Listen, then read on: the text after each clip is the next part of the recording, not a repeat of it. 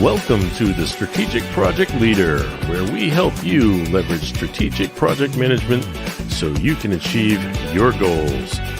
Now, here's your host, Fola Alabi.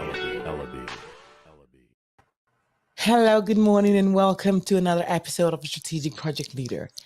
We're all about helping you leverage your superpowers in project management with a strategic focus to help you achieve your goals seamlessly at work and at home. That's right. Projects are the engines of progress that paint that invincible picture, just like a canvas, to bring everything you've actually thought of to light. And pretty much our unsung heroes are the project management professionals who did this great work every single day. I am so excited today because I'm Fola Alabi, your host, the strategic project leader, a keynote speaker, a consultant, and an educator, always empowering leaders and even just the everyday man on how to leverage strategic project management. Today is interesting because I've got not just a guest, as a friend, as a mentor. He's just so many things in so many fronts. He's going to be sharing how we can actually handle and tackle this whole money project. Yes, I call it that because when we think about our finances and we think about budgets and everything in between, a lot of the time we're kind of challenged with how do we really tackle our finances, especially when it's like money is really never enough. I don't know about you though. It's like you look at the budgets this morning, you're like, well, how do we tackle this? Without any further ado, I want to bring right to the stage Trevor Dreher. Trevor, how are you doing this morning? I'm awesome, Fola. How are you keeping this fine day? Oh goodness, I'm doing great, great, great, great. I just need to just give you a little bit of some flowers. Trevor has got over 3 decades of experience when it comes to money and finances. And the beauty about this is that he doesn't just give people financial management advice. He brings this into the community as well. He serves in the community. He's a tutor. He's a volunteer. He's a speaker. He's a mentor. My goodness, a lot of the things that you see me do, Trevor is part of the brains behind it. So I just want to celebrate him today. I want to say thank you for being on the show. And for those who are actually watching us, let us know where you're joining us from because Trevor is going to be sharing his heart and his soul with us this morning. Tarika, thanks for joining us. Topstar, I can see you there. So let us know in the comments where you're joining us from as well while we dive right in. It's funny, Fola, we're talking about the heart of the soul of money. It seems like almost a contradiction, doesn't it? You can actually say that. But for us who are project leaders, we deal with budgets and numbers every time.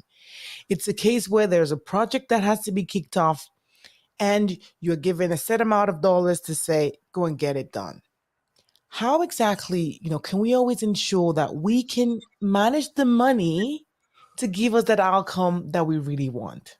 So when you first invited me to join this for project management, and I've listened to a number of the podcasts, I'm like, I think one of the most interesting things to keep in mind, and especially for the group who's listening to the call, I'm your audience. In fact, I'm not a project manager. It's not my skill set. And the valuable and how your group sort of conceptualizes the world isn't how maybe many of the people you're talking to do. And so that's a really important part. It's the same when I talk personal finance, but let's just keep it on that strategic piece. When you're talking to other members who maybe don't see it as the same project, you have to really make sure that you're on the same wavelength, right? That's the first communication. When you're talking about money, for sure, where are we on this piece? I thought, it was really cute. I said, if I had one thing I wanted to share that was sort of related to this piece, it wasn't on budgets, it was expenses. Okay. So at the end of projects, everyone goes through and said, what did we spend? But what I mean by expenses, I mean, like, did we get really good value for this spend here, this part of the project? I'll give you a great example. I've seen a company go through, and especially after COVID, like, how much office space do we need? And so they're doing this whole big 12-month revamp of one particular space. And they missed a really important thing. Fuller, they didn't queue any of the stakeholders. There's no surveys that have come over for the stakeholders to say, how are you planning to use it? So you can see, as they look back at that, the expenses and whatever happens on this, it's been kind of not well spent. So when you look at like projects and those pieces, really, you always are talking about including your stakeholders. I think that's incredibly valuable. And you can just see, wow, on the new office space piece, missing something like that, that's a big expense. 100%. You know, you hit the nail on the head because we have people who are not actual project managers, like professionally. But the key is that we actually manage projects every single day in our personal life, at work, even at home. As long as you have a goal, because pretty much a project is a temporary endeavor that creates a unique outcome. It's anything that's got resources involved, that's got a strategic piece that you want to get out of it. And pretty much as long as it's got those timelines and those all the pieces there, you definitely have a project at hand. But I want us to think about finances generally, right? You spoke about expenses. When there is a budget, it means that there's an amount of money that has been set, for instance, to achieve a goal. So let me give an example. If we want to do a house reno, so we can actually just make it really easy, right? You want to renovate your home and it's a new kitchen. And then you're gonna say, Trevor, who's my stakeholder, we have just $40,000 to actually spend on this actual project. However, there are going to be expenses, as you said, and we're going to be looking at what we need to buy and all those pieces, and we're going to keep tracking to be sure that what we said we were going to spend is exactly what we got to spend at the end of it. How exactly do we ensure that when it comes to whatever goals we set, when it comes to money, we stick to? So what are those tips and tricks that you have been able to leverage over the years, over this 30, 40 years of doing this, to help people stick to the budget, stick to those things that we said we're going to do in the first place? Okay, so 40 years ago, I was still eating a paper route. So I know I'm old. I know there's some gray in the beard, but not quite that old, Fola. That being said, the question that you're asking is excellent. So, and let's do that home renovation because it's a great example. We've done a couple home renovations. We did a basement development, and a few years ago, we did the ensuite. And what you run into when you start to do these, you have this budget in mind and you're like, oh, these are the numbers that I shall stick to, and there shall be no deviance. Until, for example, for the shower, you go to the home reno store, and all of a sudden the tile that you like is $2,000 more than what your budgeted tile allocation is. And all of a sudden you see this, and you see this in personal projects, you see it in business project creep, expense creep, right? All of a sudden That's right. things are going up.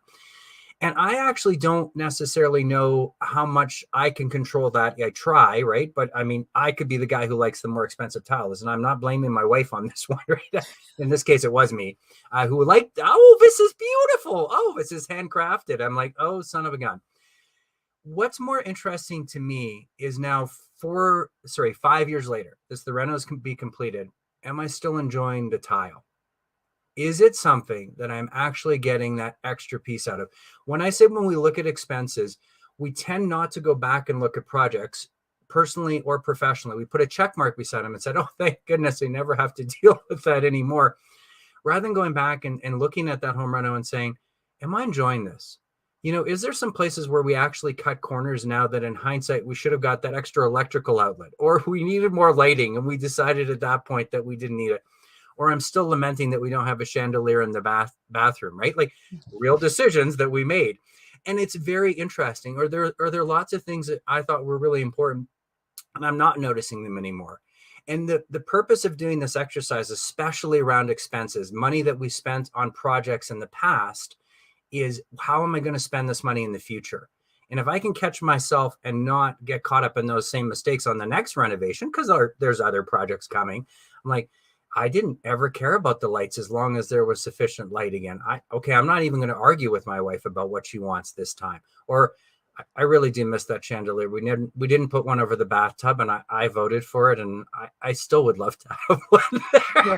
You get a little bit further ahead, but Trevor, let's hold that thought. First off, we spoke about the projects. The reality is, in life, as you know, money is really never like enough. No. And when you look at your current state and you feel, I've got a goal, I've got a family, and you want to achieve, even more. From the financial perspective, what shift do we need to create in order for us to look at our current states and say, how can we really better manage what we have to get even a better outcome? So before we now get that far to say, even before we spoke about, we want to get those extras in the kitchen renos, but when we peel the onion backward is, we need to look at what our current state, right? How can we ensure that our current finances is enough? How can we better manage that so we can start creating better and greater impacts? Oh my goodness. If there was an easy answer, we would all do it, right? If, it's just like weight loss, right? Like, oh, it's easy to lose weight. Sure it is. You just have to take in less calories than like, it's very, very simple. But it's not easy to implement in terms of this piece. I remember being asked by my hygienist, this was last year. She's like, oh, you're in finance. She said, I'd like to retire tomorrow. I didn't give her a flippant answer. I said, you probably could. And she was a little bit taken back. But then I gave her the piece. I said, you probably just have to control what you're spending so that it's meaningful to you. And she's like, oh, my husband, my daughter, myself. She blamed herself. So that was fair. None of us can control our expenses. And isn't that interesting? So if I wanted to look at my current state, not just my goals and what I want to see in the future, but it's really about where are my expenses that I'm currently spending? Where am I enjoying them? Now, I get my gas bill last month. This is very relevant. I like a heated house. I didn't complain that my gas bill was higher in Calgary. So for those of us maybe don't know, because I know you have people from all over the world, we're in a place that has a winter. So it can be very cold here, like -30, and that's Fahrenheit and Celsius, ladies and gentlemen. Like it doesn't always happen, and it's not every day. Like today, it's beautiful, but it's very interesting. So I'm like, I didn't lament that. But let's just say that my family said, you know what, we're all comfortable wearing sweaters, and we could maybe cut that down. The little things always compound to make a big difference in the financial state. So that financial peace of mind is really saying about where the values are for myself, my wife. Maybe my wife doesn't want to wear sweaters in the house. Again, it's me who doesn't want to wear sweaters. She's not the bad guy in our relationship generally when it comes to money. And so that's very interesting in terms of knowing that. My favorite personal example is always go to your last vacation and really have a good conversation. Look at everything you spent on your last vacation. Because on vacations, we tend to let it kind of flow free, or at least that's been my experience with other humans. Trevor, that's for those who can't even afford a vacation. Hey, you kind of feel, You see, now we're talking. Okay, so there's Now a great thing. So when I say vacation, Fola, let me ask you, does that mean plane flight someplace exotic? at least something nice, right? There's a getaway, time to relax and unwind, right? Because really, we're talking about money here. And We that's the are. major challenge, right? The thing is, people are struggling. So we want to know, how can we create that life that you have where, you can take vacations, you can Yeah. do all of that. What do we need to do today? What do you need to do today? I think you need to define what a vacation is for you, because this is crazy. We're only just over 8 hours to Yellowstone. So a lot of people watch that Netflix or the Prime series and they love that. And then I ask people in my neck of the woods, have you actually driven to Yellowstone? Because the driving vacation is cheap. You can do a driving vacation for under $500 for you and your family, right? If you're willing to stay in, quieter hotels, not seedy places, and really, bring some Costco food stops along the way. So it's very interesting. I think that's, again, that a really good piece is like, how do I define what a vacation is for myself and my stakeholders? What's a positive outcome? Because, it can be as simple as we're just leaving town today. We're just going to go out of town. We're going to find someplace that's inexpensive. We might not even stay overnight. We're just literally going to get out of the city. In our case, Calgary. But for everyone else, it's so interesting. I realized during COVID, I hadn't actually left my city for over a year. And I'm like, no wonder I'm feeling a bit crazy. Like I literally hadn't left the city limits. Sometimes just driving out of a city can be that vacation if you structure it for you. And so I think the piece that we're always hearing, and I'm hearing it from you, and it's a good question. It's always this cost, this cost, this cost, but no one's telling you how much you need to spend on a vacation. And on some of those projects that we're doing on the business side, no one's saying you must spend this. A great example. I mean, we run our own business practices as financial advisors, and they said, well, you have to rent out a movie theater. That's about $4,000. I'm like, you have to rent out a movie theater for clients.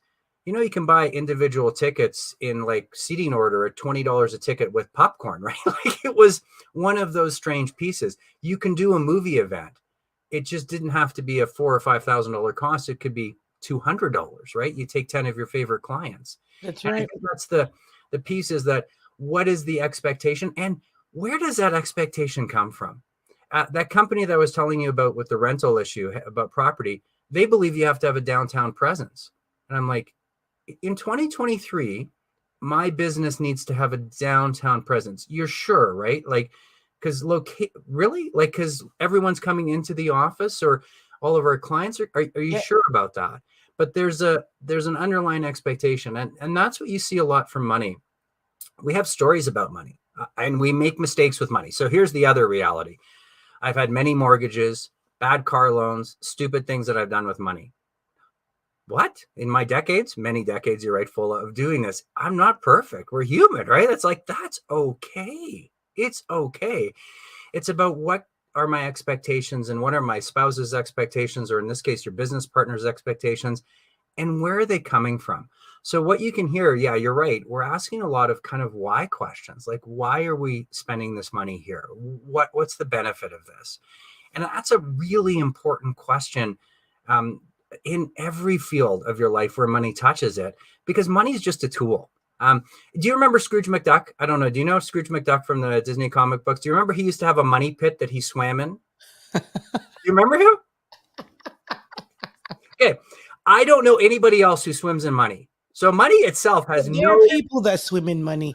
No, but you Trevor, don't go let's not go. swimming in it, but has no utility, right? Like money itself has no utility. Me having a big stack of paper, I'm like, I can't do anything with that, right? Money does other things for us in our life. And that's what I'm alluding to, is what are those other things that you want money to do, right? Like what's Yeah.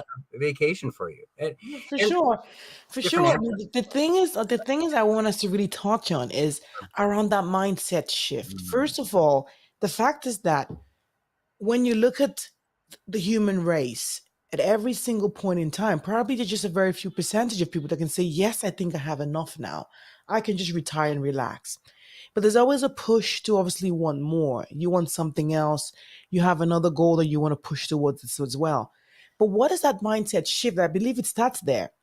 In order to create financial freedom, in order to be able to work on those other projects that you've always wanted, based on where we are at this point, what are the things we need to do now? What shift do we need to create? So I can't have it all, but I can have Okay. all I want. I Okay. can't I have can't it have it all, all, but I can but I have can all. have all I want. So that is, Okay. again, so for me, just so you know, I'm not a golfer. I'm sorry for all the golfers who are listening to this. For those people who love it, and I have friends and family members who love it, it's the best thing ever. For me, that's the biggest waste of my financial resources, is to put it into a golf game. Now, I'm an avid reader, so for me to get that in books is like something I love to do. And so all I want is really going to, and it's not a minimum level. Like, don't hear that you just have to settle for this. If all you want is 3 luxury homes and you want a jet, that's all you want. But then go and look at those things. I think you have to make sure that you have a floor, and there's always this perfection that you'd like to get to. But what are the things that I really want in my life? Is it a house? Is it a home? Like, what is it that you really want in life in terms of those pieces? That's the mindset shift. Because you're right. Society will keep saying, hey, you can have everything all the time. And you're like, do I even need everything all the time? Can I even use everything all the time? And what's invaluable to me and my family, right? Like, what an interesting question, right? That's right. That's pretty interesting because when I think about it, what I said, I can I cannot have it all, but I can have all I want. And it's always a shift because when we look at project budget specifically, because we have a lot of project managers here as well, where you always have something, you have a goal, and you can say, what are the things that are obviously in scope based on the money that we have? You have to then identify to say, what are those requirements that our clients really want? And what can really get them? Because people say that they've got a champagne taste on the beer budget, right? And so we need to look back, and because at the end of it is all about value. It's all about the return on investment. What are we gonna get from that dollar amount that we obviously spending? And looking at that objectively, you can obviously then track throughout the process what we call end value, right? So what exactly if we had a budget, for example, of $10,000 to keep it pretty simple, and if we're halfway through the project and we've already spent $5,000, we want to be sure that we've already, at least gotten $5,000 worth of value. Because when you keep tracking that, the end value, you find out that maybe the value of what we've probably done is just 4,000. So right there, you already have a deficit of $1,000. And it's a shift as well for us to always keep in check and say, based on what we have, based on the fact that we have a scope idea as to what we want to look at every single time, how are we ensuring that we are working within those barricades and barriers so that we don't actually overshoot ourselves. Because a lot of the time people say the rich don't need to show off as though they're rich, but the poor are the ones that want to feel as though they are, and that's the irony of it, right? So how can we ensure that every single time we show up exactly the way we are? Because once you have a good plan, you can, keep investing or doing other things to raise more capital. So all the other projects that you want to achieve, you can have finances to do it. So now diving deep into like finance, I know we talk about expenses. How can we ensure that? How can we track this? So we can call it a budget or a plan. How can we ensure that based on the income we have, we are able to keep our numbers within that and still be able to invest and create something better? Well, how radical do you want to be, right? So in terms of this, it's interesting though. Like we live in a very affordable city in Calgary right now. Now, Fola, you have some experience. I mean, you're from London. Yeah. London is not necessarily an affordable city in terms of like when I was in London this past summer, I was like, oh my goodness gracious. I know. It is. But isn't that amazing though? Like one of those fundamental questions of where do I want to live is really that, like, how do I, because your income, you might be able to transfer jobs and you could move from a very expensive city to a very affordable city. And now all of a sudden you have this extra money just by how radical do you want to be? How much do you want the life that you want?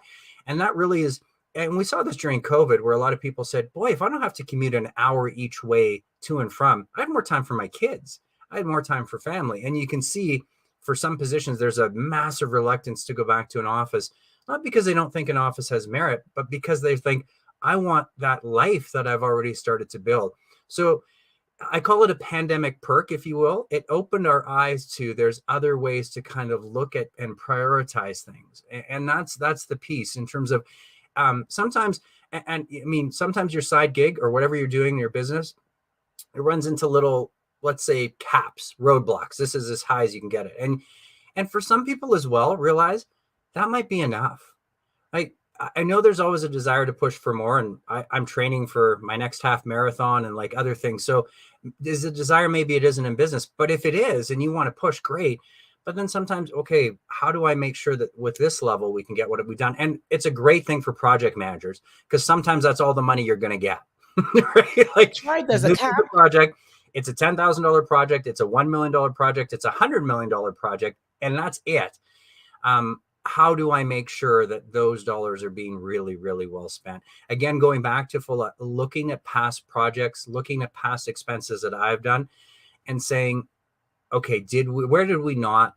And without trying to put blame, you know how sometimes when you do those debriefs, people are like, okay, whose finger should we point at? Who's overspent here and who overspent there, right? No. Saying, what do we know now that would make us spend these dollars differently if we were faced with sort of the same decisions today? And that mindset is something that you continually do. It's not a once and done thing. And that's the mindset shift that I think where I'm hearing, and I hope I'm giving a partial answer at least, thinking about, okay, how do I make sure that the dollars I'm spending are impacting? What can I learn from past lessons? What can I learn from present enjoyment? I was just talking to someone today is like, well, I love having present enjoyment. I said, well, that's great. Have you noticed, has that gotten you? Well, yeah, it's gotten me in trouble sometimes. Because right. all of a sudden the credit card doesn't get paid at the end of the month. So he's like, okay, you're right. I can see where I have to do some, but I don't want your life to just be about budgets and spreadsheets. Oh my good Lord. That's sorry. I'm sure some of our project managers would think, isn't that what life is about? Right. And even a financial guy, I'm like, I think they have value, but they can't answer all the questions for you, right? It really is full to allude to exactly what you're saying. It's that mindset. It's that, what is it? What are the things that I really want and value in terms of this piece? And going back to your stakeholders in a project, what are the things that they really value? Maybe the last project you did for them, you go back and say, hey, you wanted these 3 functions. Did you use these 3 functions? Are they being used regularly? Was there a 4th function that we should have added instead? What a nice holistic way to really keep a good dialogue going with previous clients and really just saying, hey, like, are we delivering value? What were some of the things that you would have done differently now knowing that? Technology changes all the time. And maybe some of the things that looked expensive now would be very inexpensive to add to them. And all of a sudden you're adding extra value, or for sure next time where you wouldn't spend money, maybe it was very expensive to do something and didn't add any value to them.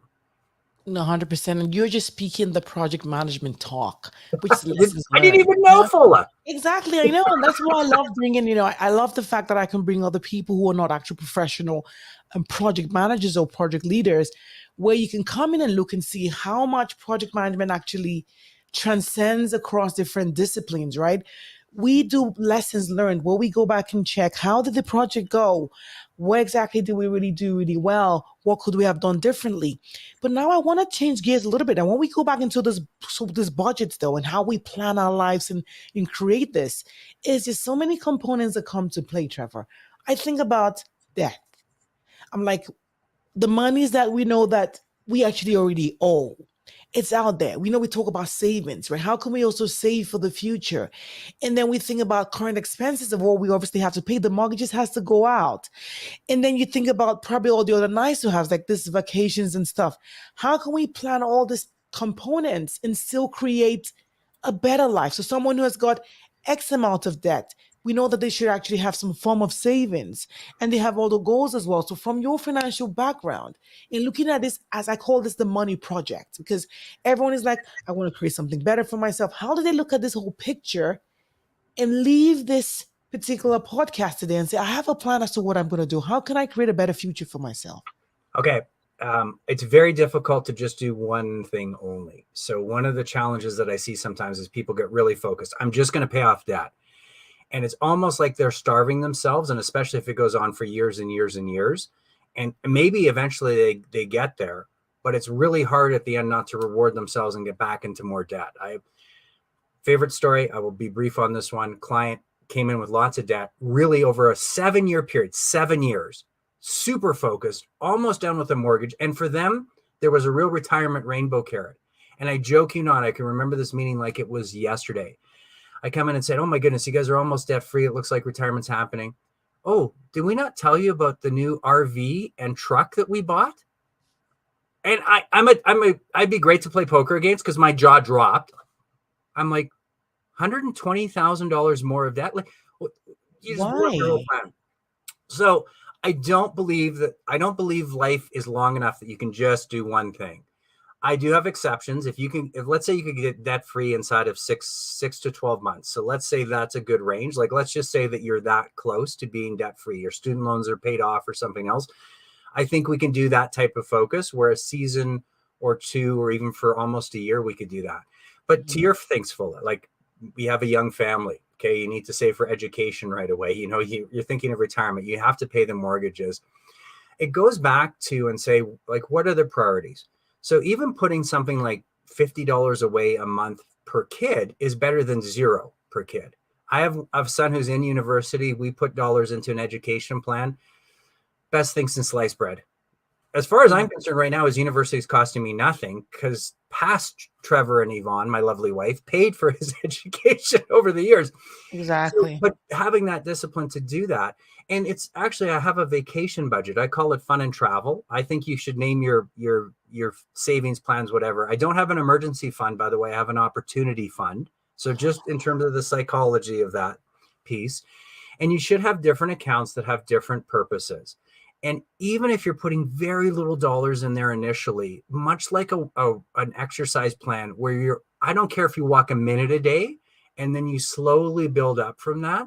It's better than starting with, I don't know what to do and starting with zero, because you do have full, as you said, some priorities and say, hey, I just have a newborn kid. Oh, can I get my favorite example? This one's my best. Stop asking for birthday presents. Just ask for money to put into their education plans. Like, I don't know if your children are like my children, but they get a lot of presents. Holy smoke, so many toys. They don't even know where they are anymore after like tomorrow. And so a few toys is great. And then just ask for friends and relatives. Hey, if you were going to spend some money, give me $20, $30. I'll make sure you get credit in the future. I'll keep track of who's, putting dollars in, and thank you very much. But we're going to put this towards little Tommy's education plan, or little Nathaniel. Nathaniel's now taller than his dad and lifting more. He's turning 19 here in a few months. That's my little boy. But it's very interesting in terms of saying, if you have a priority, And you can just hear what I heard.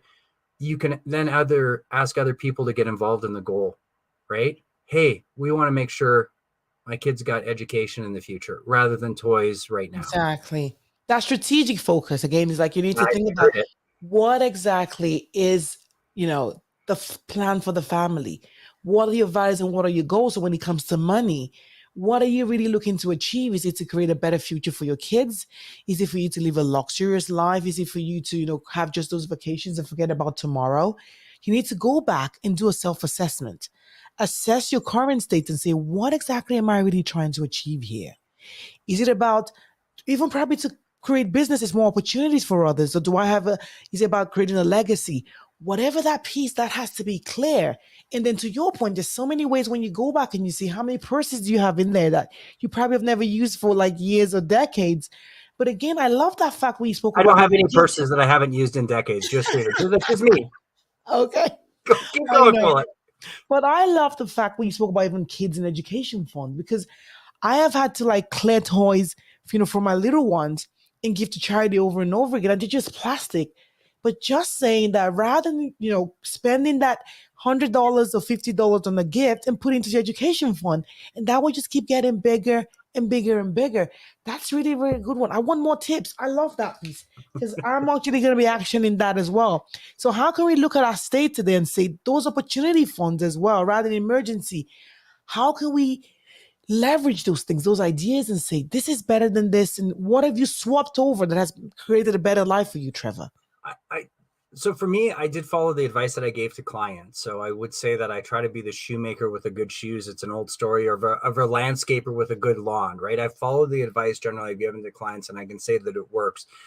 And yeah, it's starting with those goals and then really talking to, in this case, my spouse, and saying, what are your goals, right? Because their values in terms of theirs are slightly different. It's very interesting how two people who get married can see the world very differently. And think about that in a room where you have 5 or 6 people and you're involved in a project, or 10 people, and you're like, oh my goodness, we're not going to see this the same, right? So that marriage or relationships can be that balancing point. And then as we did just literally start putting $25. I don't think quite 25. I think it was $50 a month when we started for my son way back when. And then we put it up to just what the max was. And then we also had an interesting conversation about, is it our job to pay for all of his education? Let's say he wants to become a doctor. I'm like, no. Okay. So then again, good conversations. And at 14 with my son, I gave him charge of his own money. I said, I'm not giving you an allowance anymore. Your dollars are yours. You can go out and work. And then we've just got him into a savings habit, right? In terms of those pieces. So it's interesting. You know what your kids do, Fola? You know this. And I'm sure everybody who has children on the call knows this. They model what you do. What That's you say right. is interesting. But if you say, hey, we pay off the credit cards every month, and you focus on doing that, your kids will probably have a better relationship with credit. I mean, there's some really good studies on that. And that's interesting. Don't necessarily be too afraid to talk to your children as they age and say, like, here's how much mom and dad have coming in. Here's what some of our expenses are. Not to overwhelm them and not to frighten them, but really just say, hey, as adults, we have some things and costs. And this is why, a great example, why we're doing this vacation, we're driving because it's less expensive than the flying vacation. And you can help kids know that you're making different choices. You're demonstrating values to them. That's absolutely right. That sound means it's time for Project Lifestyle. I just love it every single time and when we get here.